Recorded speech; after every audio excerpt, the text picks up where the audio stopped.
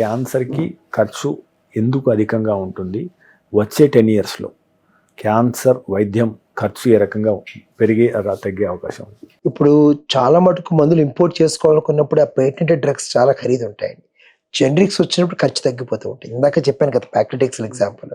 So over period of time మనకి ఏవైతే immunotherapy cost తగ్గిపోతుందో, వాల్యూమ్స్ పెరిగినప్పుడు expect a good control of the cost. ఇప్పుడు కార్టిసల్ థెరపీ 8 కోట్లు పెట్టి చేయించారు 2019లో.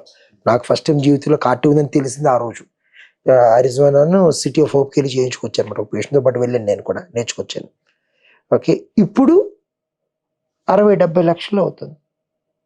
అంత కలుపుకుంది, అంత మారిపోయింది. అంటే 10వ వంతుకి తగ్గిపోయింది. ఇది కూడా చాలా మంది సామాన్లకు అందుబాటులో ఉండదు, కానీ అట్లీస్ట్ 8 కోట్లు అంటే ఇంకా తక్కువ కదా సార్. ఓకే, ఇలాంటి విప్లవాత్మకమైన మార్పులు అనేవి జరుగుతున్నాయి. అవైలబిలిటీ పెరిగింది, టెక్నాలజీ పెరిగింది కాబట్టి so we expect good results. Med Plus లో అదే మెడిసిన్ అదే క్వాలిటీ, మార్కెటింగ్, డిస్ట్రిబ్యూషన్, ఇంకోటి అంటూ వీళ్ళకి అదనపు ఛార్జీలు ఉండవు. అందువల్లే 50 to 80% డిస్కౌంట్ లో మనకు అందిస్తున్నారు.